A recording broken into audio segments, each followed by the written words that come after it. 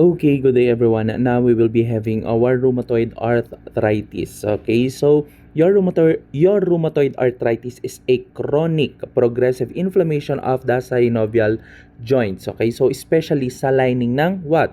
Ng synovial joints ninyo. And this rheumatoid arthritis is commonly in women 30 to 50 years old. Okay, known cause of this rheumatoid arthritis is autoimmune. Okay? So, ibig sabihin, pag sinabi nating autoimmune, your body attacks, okay, your body. Okay? So, ibig sabihin, nagpo-produce siya ng antibody and this antibody attacks your joints. Okay? So, yun yung main cause. Okay? And then, we also have your genetics and we have also your smoking and obesity na pwedeng mag-increase yung risk factor of developing your rheumatoid arthritis. Okay, pag sinabi natin kasing progressive, okay, progressive, dahan-dahan na nasisira, okay, tuloy-tuloy na nasisira, hindi siya nag-stop, okay, so dahan-dahan lang siya. Pag sinabi naman natin chronic, matagal, okay, matagal na na-develop, okay, na-develop, ganon yung chronic natin, okay? And then, so, ano yung mga pwede nating makitang clinical manifestation pagdating sa rheumatoid arthritis ninyo, okay? So, meron tayong joint pain, okay? Joint pain, swelling, and warmth, erythema, and lack of function saan sa may joints natin, okay? And then, nagkakaroon dyan ng morning stiffness, especially 1 to 2 hours, okay? Morning stiffness of what? The joints, okay? And then, may makikita din natin dyan, swan neck deformity. Okay, swan neck deformity na lumabas nung board exam na lumabas sa board exam ng Posteri ata, I think, batch 2023. Okay, so yan yung sinasabi nilang swan neck deformity. Okay, kung makikita natin yung kamay, ito yan. Okay, that's your swan neck deformity. Okay, and then affected joints, lahat ng joints natin affected pagdating sa rheumatoid arthritis. Okay, sa atin kasing osteoarthritis, yung weight-bearing joints natin. Okay, and then yung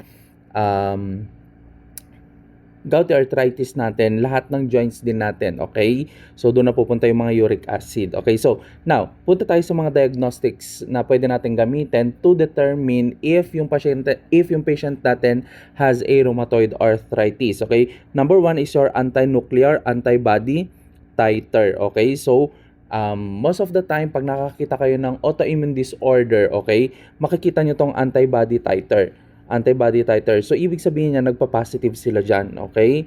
Positive yung anti-nuclear antibody titer nila, okay? And then, we also have your Rose-Waller test, okay? Pag chinek mo to, rheumatoid factor is positive, okay? So, may makikita ka rheumatoid factor. And then, your ESR is your erythrocyte sedimentation rate, okay? Nag-i-increase yan. Bakit? Because of the inflammation, okay? Tumataas yan. And then we also have your anemia, CBC, okay? Pag nag-check ng CBC, makikita dyan may anemia. Now, so, what will be your priority, okay? What will be your priority as a nurse, okay? Your priority as a nurse is to reduce pain, okay? Kasi mahirap din na unahin yung ibang concern ng pasyente mo if in pain yung pasyente mo. So, you need to prioritize the pain of your patient. And the next is the joint function and mobility. Okay, so paano mo gagawin to? Exercise, okay?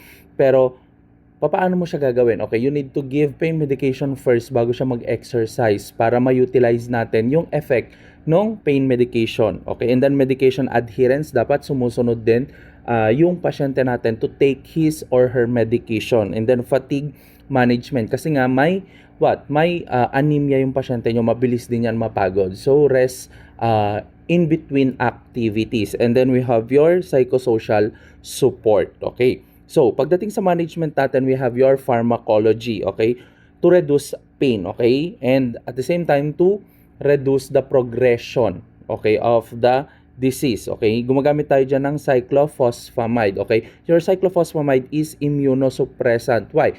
To suppress your immune system to produce antibodies, okay? That antibody destroys your joints, okay? So isusuppress niya yung katawan mo mismo. And then we also have your methotrexate. This is anti-neoplastic medication that prevents destruction of your joints, okay? So gumagamit din ba tayo ng methotrexate? Yes, okay?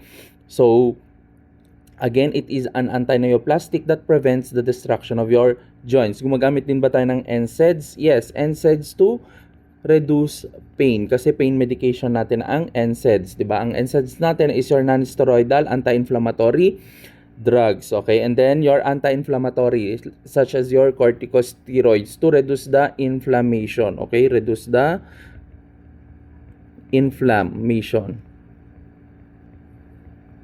Okay, and then management natin dyan, rest and exercise, okay?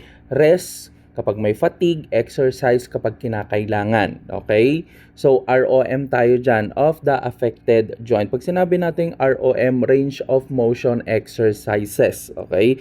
So pwedeng ikot-ikotin lang, ganon. And then pwedeng maglakad if tolerated ng pasyente natin. If not tolerated, okay, we have your passive range of motion exercises naman. Pinasabit lang yung pasyente, assisted by the nurse or assisted by the significant others, okay? And then proper body alignment to avoid contracture, and then weight reduction if mabigat na yung pasyente natin, di ba? And then apply cold and warm therapy. Cold to reduce pain and warm for the mobility, okay? So that is your rheumatoid arthritis. And then we also have the stages of your rheumatoid arthritis, okay? If makikita natin yung unang picture, okay, lalagyan ko ng number 1, di ba? Makikita mo yan, that's the healthy joint, okay? And then pagdating sa pangalawa, nagkaroon na ng synovitis, okay? Inflammation of your synovial joints, okay? Especially your cartilage. So what happened? The synovial membrane inflamed and thickened, okay? So kumakapal yung synovial membrane and nai-inflame siya and kumakapal, okay? And then ito yung number 2. This is number 3. Pag nagpo-progress, ano nangyayari? Nagkakaroon ng panus. What happened to panus? Okay? Ang nangyayari sa panus natin, nawawala na yung what? Yung cartilage. Okay? So, kung makikita nyo, yung blue is the cartilage from the number 2 picture. Okay? Yung cartilage. And then, pagdating dito sa may panus ninyo, wala na yung cartilage, nasira na. Okay? So, na-expose yung mga pitted bones ninyo, okay? And then eventually, yung number 4 picture natin, nagkakaroon ng fibrous ankylosis. So, what happened in your fibrous ankylosis is that your joint invaded by the fibrous connective tissues, okay? And then eventually, yung pang 5th picture, bony ankylosis. Pag sinabi nating bony ankylosis, yung bones ninyo nagdidikit na, nagkakaroon ng joint fusion, okay? Then eventually, hindi mo na siya pwedeng mabend, okay? So that's your rheumatoid arthritis, okay? So